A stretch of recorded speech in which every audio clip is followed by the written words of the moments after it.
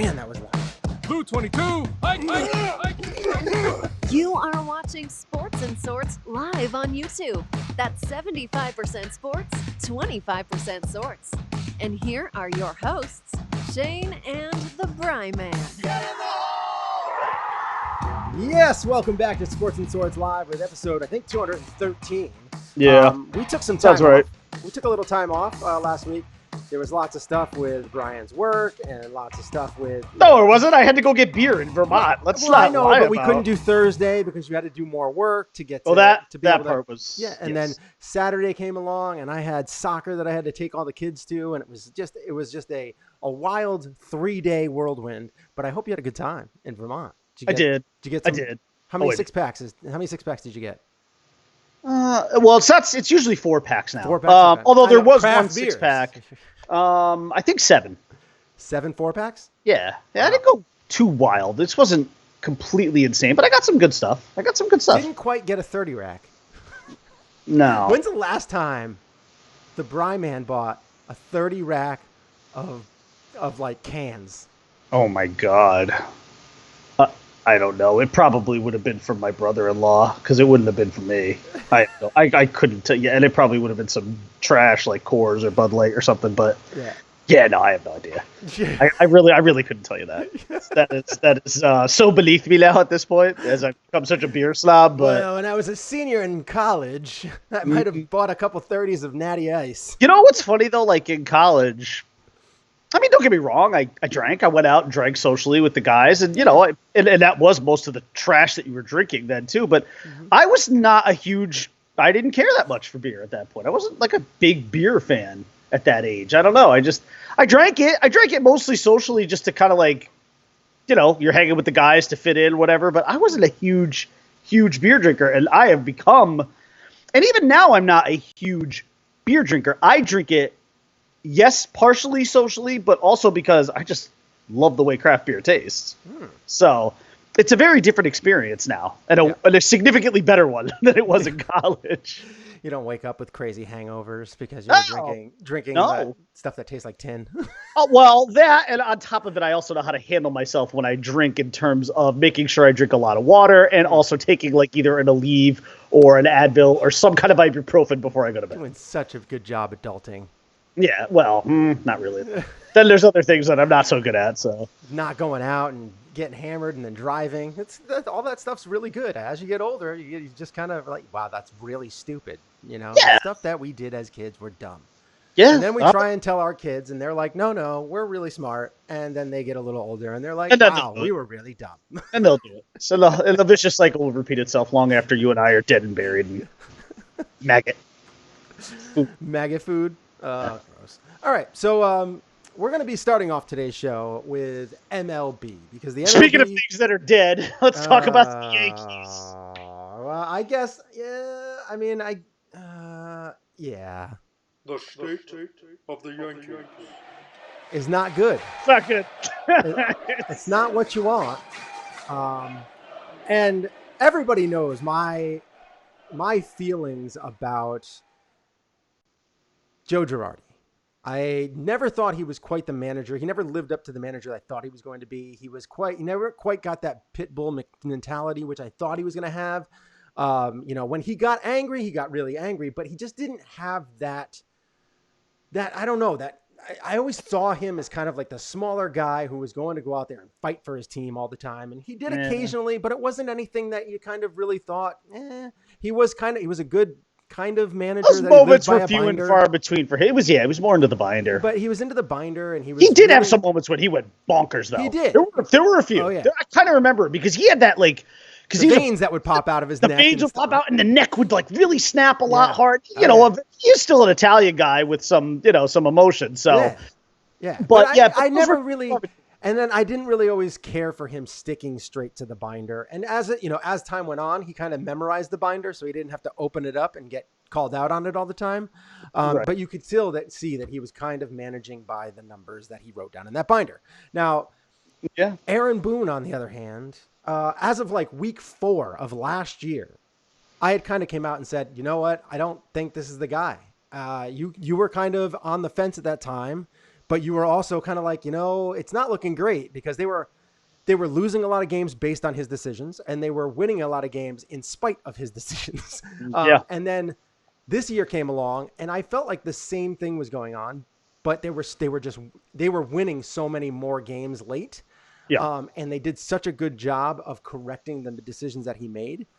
But it really, in my opinion, really showed its head in the ALCS, where you got to see a manager in AJ Hinch, who was really, really in tune with the game, didn't make rash decisions based on a starter who was kind of a little bit shaky. Like there were times that Verlander was on the ropes, but you know what? Yep. He was on the ropes. He gave up a lot of runs in the series. And guess what? He went, 7 easy? He went 7 each game at least. I think, he actually went deep into each game because he was like, let him go. Our offense will eventually catch up. And he'll work himself out. And Boone did the thing that he's been kind of doing all year. He went after his bullpen. He went early, and they got to see them a lot. And as that goes on, and as the arms of these relievers are getting a little bit more tired, and they're not being able to be quite as pinpoint control, bad things are going to happen. And that's why you have your starters in there to give you a good majority, 5, 6, 7 innings. I hated when they took out Tanaka early. That was ridiculous. He didn't even pitch 8 innings, and they took him out of the game with 78 pitches or something like that. Yeah, 78 pitches. Stupid. There's 6. It was dumb. And then I think even with the last game, you could have probably left Tanaka in a little bit longer because he kind of found his groove again. Yes, he gave up a hit. Whatever. Yeah. It's fine. Just let him go and let him do what he's doing because he is likely going to get – he knows he's a smart guy. He could get a ground ball. He's a good fielding pitcher. There is so many good things that were going on, and he wasn't like completely taxed. It wasn't he had a bad inning. A bad inning, really. And other than that, he was doing what he does, keep them off balance. And then you have Paxton. That was another travesty. They took him out wicked early, and then they had to get Green in the game and use their whole bullpen, and they used their whole bullpen a ton. And it was very aggravating to see. That was my biggest complaint with this whole series, and I have never been more sure that Aaron Boone is nothing more than a bench coach at this point in time in his career. He needs to sit on the sidelines. He needs to be a bench coach and learn a little bit more of how to manage a game. Because right now, I don't know whether he's leaning on Larry Rothschild, whatever he's doing. But Rothschild needs to go because his starting rotation, and this is a pitching guru, starting rotation, the best ERA out of your starters. And you're talking, a multiple-time top 5 Cy Young with Tanaka. I think he's done it twice. And you have Paxton, who was a beast last year and ended up had a string this year of great starts. You have CeCe, you can't really do much about because he's old and he's hurt, and it's tough to really count on him. But you have Severino, arm troubles, can't find the zone. Last year, he was getting his pitches tipped. Like, there's so many issues there that Rothschild also needs to go. Now, I don't think they probably won't do either. No, they got neither so far. of those guys is going anywhere. They got so far, and unfortunately, I think we're kind of up a creek without a paddle here. And hopefully, the only thing that we can hope for this time is they do something in the off season. And I know you kind of alluded to this when we were texting. I think on whatever it was, a Saturday night when they were playing their game 6. Yep. And you had picked the Stros in 6. I picked the Yankees in 7. I thought it was a coin flip. You thought that it was the Yankees might sneak a game or two, and the Astros would end up winning out. So I think as of right now, our only option is to really attack in the free agency pool, and we really have to because we need another starting pitcher. And there is one on the market, but you alluded to something else. Well, all right. First, let me just give my thoughts. Let me try and get this out because there's obviously some disappointment and there's some heartbreak here. Not surprising. This was the result I picked, so I wasn't surprised how it played out. It literally played out exactly how I thought it would. So I can't get too emotionally worked up about that. I just felt like there was no logistical way for the Yankees to win this series, having to try and navigate Verlander and Cole. And what's ironic is they actually only had to see Cole once. I mean, they would have seen him twice if they had forced a Game 7, but they only saw him once, and the one time they saw him was more than enough. He was awesome. He was dominant. What I'm getting a little annoyed with, though, is now, and this is, as we know, this is the first, it's been very well played up. If you haven't heard it already, this is the first decade in which the Yankees have not made a World Series appearance.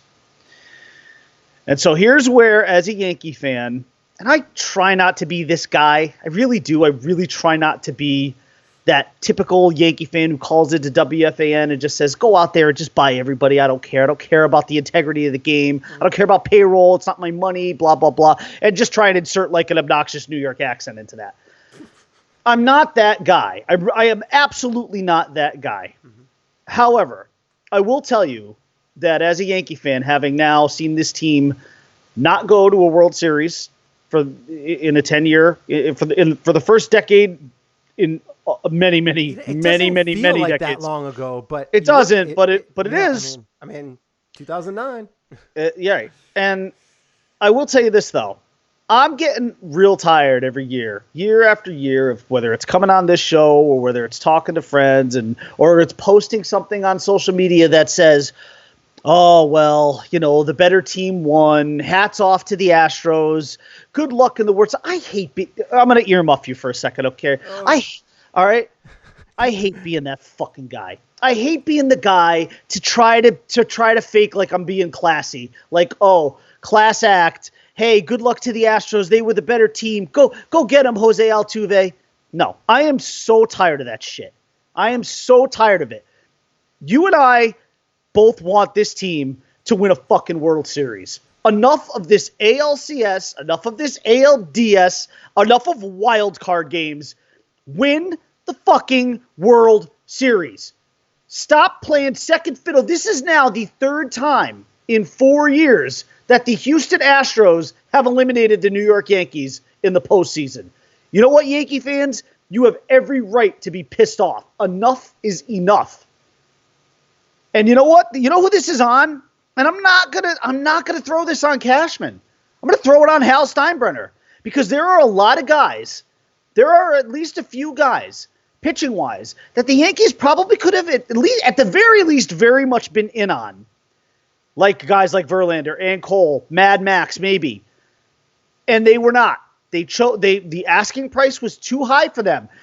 Since when has the asking price ever been too high for the New York Yankees? Oh, I know, since George died in 2010. That's when the asking price suddenly became too high. Because this Yankee team, let's be honest, let's keep it real here, okay? This Yankee team right now is more concerned with making the playoffs, crossing their fingers, hoping to God it works out when they get there, instead of building a team specifically to win a World Series. If you look back at 2009, and I know it pissed off Royals fans and A's fans and even Red Sox fans still, even though they've spent exorbitant amounts of money since. But it pissed off everybody in the world when the Yankees went and spent nearly $500 million to get CC Teixeira and AJ Burnett. But you know what? Guess what? It worked. Mm-hmm. They went out and they got the chip. And that's all that matters. I'm getting so tired of this second fiddle especially to the Astros thing, because I really don't like the Astros. I respect them, and I respect their lineup and their players, and AJ Hinch is an unbelievable manager. I respect all that. But I'm getting tired of saying how much I respect them, and congratulations on reaching another World Series. It's old for me already now. Yeah, so I sound like a whiny Yankee fan this morning. Big deal. So what? You probably heard a lot worse than that, or if you were on Twitter at any point, I'm sure you saw and heard a lot worse than this.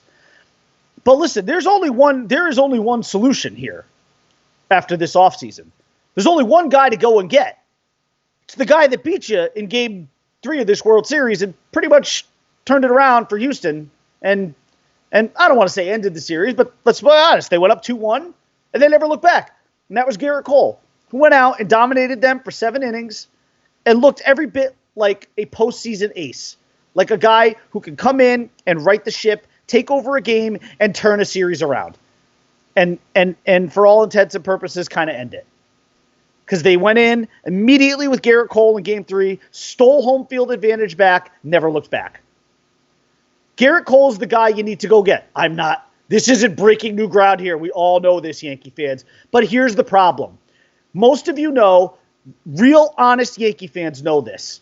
They're not going to get Garrett Cole. You know why? Because they're not going to pay him. We have assigned a value to the player. The player's demands exceed our value. That's what's going to happen.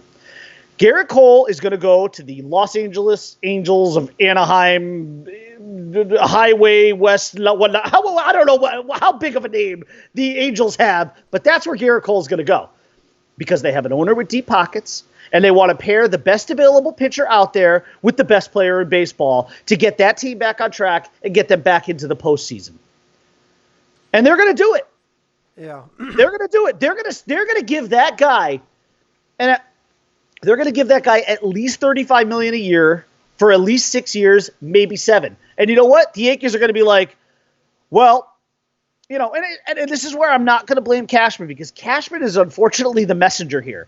Because if Hal Steinbrenner went to Cashman and said, I don't care what it takes to get it done. Get him under. I don't care if it's $50 million a year for 6 years. Get it done. But we all know Hal Steinbrenner is not going to go to Brian Cashman and say that. He's going to say, well, I'm willing to go 30 a year on him for 6 years. So $180 million. That's what the Yankees are going to offer. And they're going to come back to us and they're going to say, we made a very competitive offer, but it was just a little bit too rich for our taste. And they'll try and throw it back on Garrett Cole as if he's greedy or something like that. But the bottom line is, you need to offer this guy $40 million a year for 6 years, and maybe even 7. I don't care if you give him a 7-year, $280 million contract. I don't care. That's the guy. You want to win the World Series next year? Forget about all these other minor moves. Okay, do we bring Didi back? Do we bring Betances back? Do we tweak the lineup a little bit? Is Gardner gone? Do we give him another year? Do we bring do we usher in the Clint Frazier era finally, for God's sakes? That stuff is all that's all small beans. There's one move to make. Get Garrett Cole. That's it. There's nothing else to do. You want to go settle for Strasburg? That's fine, but I think Strasburg, first of all, if he opts out. But even if he does, he's a massive injury. He's got a huge injury history that scares the crap out of me. And then, listen, and you know how much I love Madison Bumgarner. He might be one of my favorite human beings alive. But you know what? To me, he'd be the third choice, and he'd be a consolation prize at best because he's not the guy he used to be, and I love him. That dude's a maniac, built for the postseason. I mean, he's everything you ever want in a postseason pitcher, but he may not be that guy anymore.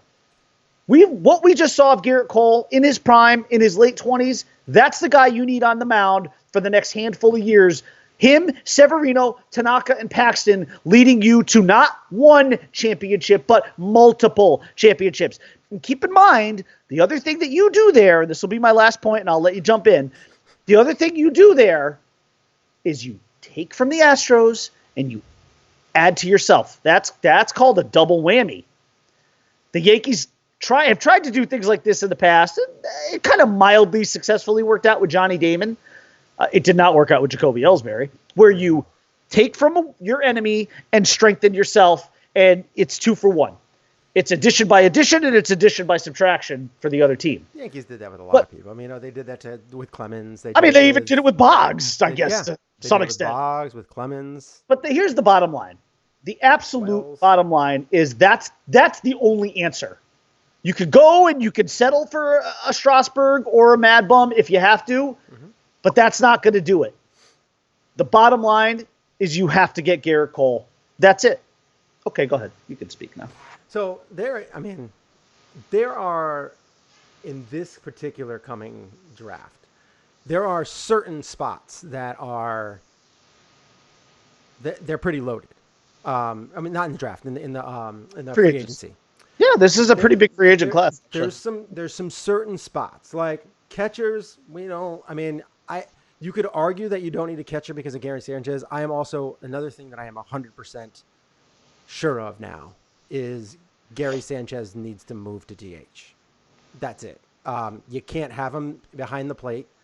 He gets too beat up. He gets too focused on his defense in order to be a average to below average catcher. Mm-hmm. And people don't steal like they used to, so there's no reason for him to have his cannon of an arm. So you might as well just turn him into your version of David Ortiz and just let him rake. And then you say just you put Stanton out in left field and hope for the best? You'd have to. It's either that or you have to make trades. If they could unload Stanton and pay even half of his contract, I'd be fine with that too. So, I mean, and that's what you have to do. You're going to have to – and even if you unload half of his contract, that's great because that frees up an extra – $15 million. Yeah, per year. It's $15 million per year. Good. Yeah, no, that's a good player right there. And I think there are some teams that probably be like, you know what? Paying $15 million for Stanton if he's healthy – That's a pretty darn good. Yeah. We'll live with the last 3 years of that contract being a total drag, but you know what? In the there's a lot of American League teams that might take him. Still fairly young, and I think there's actually some NL teams that would take him. I mean, he's obviously not good defensively, but I don't think he's to the point where you couldn't stick him in left field. Well, I think that they did that. I mean, they threw him out in left field, and that's probably something that they shouldn't have done. They probably should have kept him at DH, but the problem is they wanted to get EE in there, and there was just so many issues with the way that Boone handled that whole lineup and everything like that. There were so many complaints I had during the game, and I was surprised that the Yankees were able to step up and do it. There's no reason to have Gary Sanchez in a spot where he has zero protection when he can't hit an off-speed pitch away, and you need to put pressure on the pitcher to throw strikes. So you need to sandwich him in between two elite hitters that are hitting the ball well. You had a couple that were hitting the ball well, or at least taking pitches and putting pressure on the pitcher. So you need to sandwich him in between those two guys to get him some fastballs to be able to start raking again. And there's just so many issues with what I had with that whole lineup and with his rotation decisions and with his bullpen decisions that I'm out on Boone. I'm out as Sanchez, and I love Gary Sanchez. He's my favorite player on the team. I wish he could just focus on hitting because that's where his benefits lie. He's never going to be an elite catcher, ever. Never, ever, never, ever. Okay, this is a fair point, but you also know objectively that there's no chance that's happening, right? Right. They love him. They love him so much as their catcher, and there's just no way. Problems with him every year. Multiple pass balls again this postseason, and he's not throwing anybody out. He gets crossed up a lot. There's a lot of issues. He's just not the guy behind the plate, and they will never fix it, and it sucks. But moving on, because I think can you imagine a full 162 games at Gary Sanchez at DH at healthy? You're talking 50 bombs with 130 RBIs. Instead, you have a below average catcher who's letting occasional pass balls go by, who's giving up runs and batting 230 instead of 280 because his legs are on. No, and you wouldn't have to sell me on having Austin Romine be the starter either, because I would love that. Yeah, that's fine. I mean, he's not great, but he's a nice, I love guy. Austin. I love Austin Romine. Yeah. Love him. Love everything about him. Calls a great game, and he's a free agent this year. Hits his weight at least. Yeah, he's a free agent this year. Yeah, so that's a guy that they need to kind of probably sign back. They could go with LaCroix, but I wouldn't really want that. I really don't want Kyle Higashioka backing him up because you have to remember too, with Sanchez's injury history, there's a good chance that whoever backs him up is going to play 50 games maybe. Yep. He's going to play at least 40 games anyway because they're going to try and keep Sanchez healthy. Right. So there's also a lot of other big names that are out there. You have Anthony Rizzo, who has an opt-out this year, $2 million buyout. He is he's worth more than the $14.5 million club option that they're going to give him. So he's going to opt out. And he might sign back with them, but we need a first baseman. This is like the Teixeira thing. But he gets a lot of walks. He can hit a lot of bombs, and he's a lefty, so that's nice.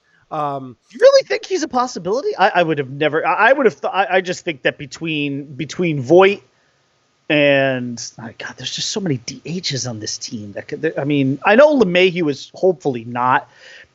I mean, unless maybe the pot. I think they're going to let Didi go. Oh, I do too. I think. I mean, there's no reason to keep him. Yeah, there kind of isn't. They and I could love move, Didi, but they can move DJ or Torres to short, and then whoever doesn't play short play second. Why not just put Glaber at short? He's not a good short. That's the problem. I think DJ at second, and then or do you put Urshela at second, and do you put Andahar back at third? I don't know about Andahar. I think Andahar gets traded. Yeah, that's fine by me.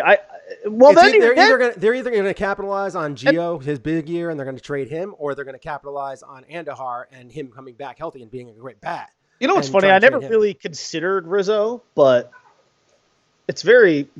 I don't know that I would hate. I can't say I'd hate it. I would love it. Because he's also a former Red Sox farm guy and 30 years old.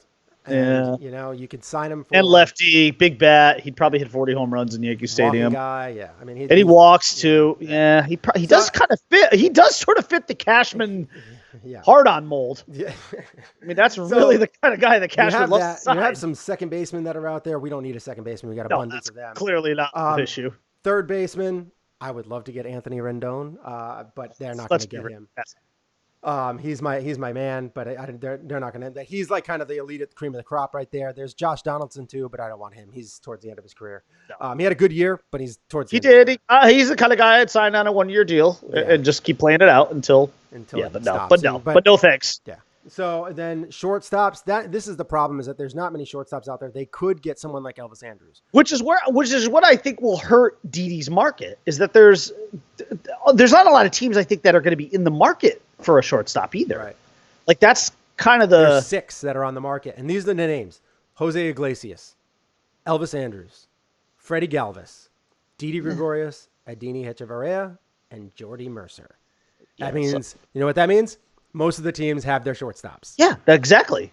I mean, look around the league. Go around the league. You're not going to really find a great landing spot for him. Yeah, you're just not. And I love Didi, and I would love to see him back, but I don't think so. I don't think it's happening. See Clint's post? This just in. Yankees signed Bartolo Colon. Yeah, why not? He's got a rubber arm. All right, now we can go to left fielders. Left fielders, Gardner obviously is available. Ozuna is available at 29, but he had a down year. You could probably might be able to get him cheap. Alex Gordon, Corey Dickerson. Corey Dickerson, a good lefty-handed bat. Parra, Gonzalez, Kemp, Granderson. Nobody really there that I really am like over the moon about. I would like get over Clint Frazier. No. Center fielders also Marte, Dyson, Hamilton, Gomez. Martin. That doesn't matter. We're stuck with Aaron Hicks. So. Yeah, for another 6 years. Yes. At 11 per. That's awesome. Then you have right fielders, Castellanos. We don't have to worry about that either. Adam Eaton, Hayward. Yeah, I mean, judges are. Let's just look at the start. Look at the starting pitchers, because that's the crop that matters most. It really does. I mean, right now, starting pitchers are. They're in abundance. So let's also realistically set the table for Yankee fans here too as to what the starting rotation will be right as of right now without signing a pitcher. Mm-hmm. It will be Tanaka, Severino, Paxton, assuming he's not in jail, Domingo Germán, and then you're looking at J-Happ probably as your 5. That's your 5. So that's the same rotation they had this year. If you think that rotation is going to lead you to the promised land, you're sorely mistaken. Yeah. So now go ahead. You can talk about the available starters. The available starters are Garrett Cole, obviously number one guy out there. The guy you got to get. And the other guy that's out there, 2 years older, and had an astronomical year, Steven Strasburg. If he can opt out. If I was him, I don't see him opting out of he has 4 years and $100 million remaining. Yeah, I don't think he's gonna. I don't think he's gonna opt out. I think that especially he's likely to play 4 years and then maybe retire. He would be more likely to do that. I think, and retire at 35, and probably a Hall of Famer. I have a feeling he's not opting out. I'm not saying he couldn't get more AAV. He probably could, but not a lot more. I mean, his injury history would scare some. World Series. Well, that and his injury history will scare some teams off a little bit too from giving him like the big money amount. There's a legit chance his arm could fall off. So he can opt out 4 years of $100 million. And you got my man Mad Bum. Then you have Mad Bum, you have Hyun-Jin Ryu, Yeah. You have No Zach thanks. Wheeler. I actually like Zach Wheeler, but He's not bad. is Zach Wheeler getting you to where you need to go? No, No. he's Herman. I He mean, he he's fits not right. that big of a yeah. Right, he's into that. He's in So that you category. have Mad Bum is available. You have you'll have Keuchel, who's going to be available again. No. That's You have let's see who else we have here. Edinson Volquez is still pitching in the league. Derek Holland, he's 33. He's not Eric doing anything good. Holland? He's nothing great. Michael Waka, 28, hasn't been great. No. Corey All right. Kluber, We have already Kluber and Archer, they can both opt out. Kluber has a $9 million club option for 2020. I mean, Archer has a $9 million opt out for 2020, $1.75 million buyout. And no Corey thanks on Archer. Kluber I would entertain. Kluber is $17 million club option, $1 million buyout. He's 34 though. He could get more than 17.5 per year for 3 years. Yeah, but I would imagine. But the he club, got injured this past. That's year, a club option. I would imagine they'll pick up that club option. Because yeah. I mean, you got. But he has $1 million buyout. That's not that much. No, if you're gonna make 30 plus 30 like 6, if you're gonna make 40 million for 2 years, that's not a big buyout. That's a tough call for that team. I mean, you could make the argument either way for that they would pick up the club option or they just buy him out and then free up all that money. So those are kind of the big names there, and that's a decent amount of big stuff. I mean, Yu Darvish is available, but he's 33. No, he can opt out of a 4-year, $80 million. He's not going to opt out of that because he's not going to get that anywhere. And Odorizzi, who you like. I like, but not. But again, I'm looking for a guy that's going to win you the World Series. We've already passed the point on this list where we're talking about guys who are very happy to get someone or both, Cole and Bumgarner. Obviously, I'd be happy with either one, but I think to make a real statement, you get both. And if you get both, that's beyond a real statement. That's the George era. Yeah. Which is not going to happen. Yeah, that you do what he did in 2008, the offseason, where he went out and got all those guys. You get Cole, you get Mad Bum, and then you get Rizzo. Boom. Oh, well, yeah. That's the statement. And then you come through and destroy the Astros. Yeah, because they would beat the Astros.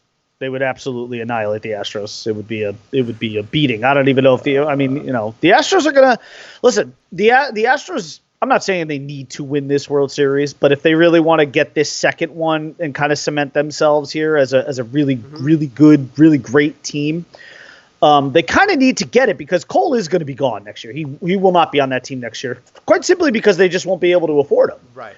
They're not going to be able to swing. I mean, and getting Greinke and having the Diamondbacks pay 10 of his $30 million was them hedging their bet, knowing that they were not going to get Garrett Cole back. Mm-hmm. So there's some pressure for the Astros to win this year. They kind of have to get this second one there to sort of legitimize. Listen, you win a World Series, you win a World Series. You don't need to back it up by winning another one.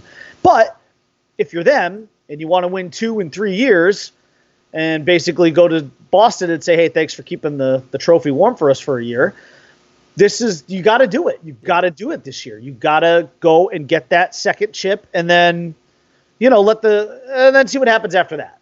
Because you're going to lose Cole. I mean, they're going to lose Cole after this year. I can't. There's no way they're going to pay him $35 to $40 million a year with carrying Greinke. No way. They're not going to be able to keep him, and they're not going to be able to sign the next guy either. Because they're going to have to free up payroll and whoever that is. If it's plus, they got to Springer start paying. I was going to say they got to start paying some of these guys too. Altuve and Springer at some point. Afford it at some point, and it's, I don't know the current contract situations of those guys either right now, but I would have, they may be coming up with big paydays. So Clint actually put in there. What will the Sox go after? The rotation is a mess. This is the issue with the Red Sox right now is unfortunately there's not much you can do except for going after like second, third tier. Yeah, maybe Wheeler. I could actually see Wheeler going there because you have David Price, you have Chris Sale, you have Evaldi. Those are 3 guys that are making decent money. I mean, Bryce is making 32, Sale is making 30, and then you have Evaldi, who's going to be making 17. Oh, and then you've got Eduardo Rodriguez, who's going to actually be their ace at some point. Yeah, well, maybe. I mean, he hasn't really stepped up to that. I mean, he pitched in his this year. Didn't he? Wasn't his ERA around 4? I know he had a lot of wins. Didn't he win like 18 games? I mean, his ERA might have been. No, I thought he had an ERA in the 3s, but still, he's their ace in waiting, because once Sale's arm falls off, I think he's the. Your cat's calling you.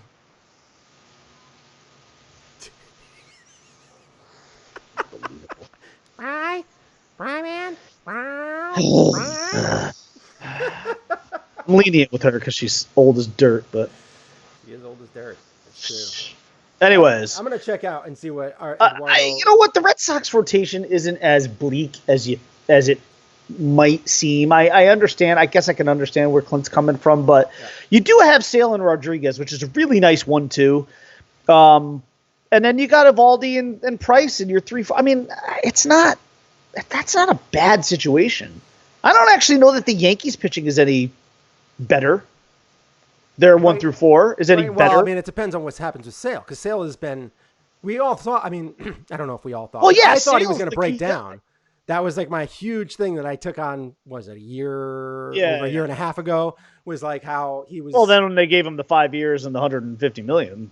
It's like, yeah, I mean, it's just, you kind of saw it, and it was written in the stars. It was like his wiry frame and the way that he whips the ball is likely not going to be that healthy going forward. And that happened, and I think it's gonna, you're gonna see some downhill.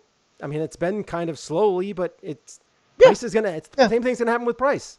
So you're in an unfortunate situation. But Price gonna have terrible. to reinvent himself, I think, because the stick with the fastballs. fastball. Yeah, he's gonna. Yeah. He's gonna have to invent himself, a la CC and Pettit. This year, his ERA, Eduardo Rodriguez, was 3.8 with a 1.32 WHIP. Well, it's not a great whip, but And he was 19-6. Now that just shows that he had a lot of run support. He did. Yeah, he did. And, he gave up 86 runs in 203 innings. You know what though? Still 24 bombs, not great, but he's a guy that you look though to take the next step even more next year. Maybe not the same amount of wins, but you want the ERA to go 27. It should right. be. That yes. should be kind of. Yes. He should slide into their 2 role, right? Yeah, without a doubt. Yeah. Yes, he should 100% be there. They would be. And I'll tell you what. Lefty. And that's a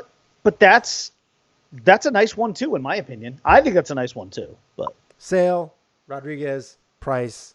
That's Evaldi. And then Evaldi. Yeah, unless you're going to split up Price and maybe put Price behind Evaldi. I think they go and get a guy like Wheeler. I think that makes perfect sense for them. They do have lots of options. You could see him getting somebody like Odorizzi or Wheeler, or I could see an Odorizzi in there too. Yep, Quintana, Odorizzi would be. But he's another lefty. I think Odorizzi and Wheeler, either one of them would be really good fits. They could even possibly do like Pinata. And I don't know enough about their farm system to know who they have coming up or if there's anybody that's on the horizon. Ivan Nova's available. There's a lot of guys that are like Alex Wood. He's another one that might be out there. I mean, he's only 29. There are a lot of decent starters that are out there that could help them. I mean, they're not going to get somebody like Keuchel. They're not going to get. No, I think Wheeler Odorizzi is right in the wheelhouse for them. Yeah. Cole Hamels is available too. I love Cole Hamels, but that ship sailed. 36. Yeah, there. that ship has sailed.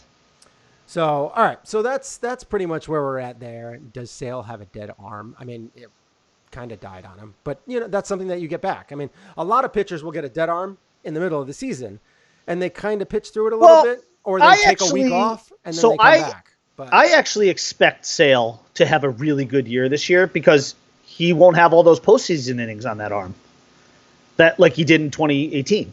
He had a lot of postseason innings on that arm, man.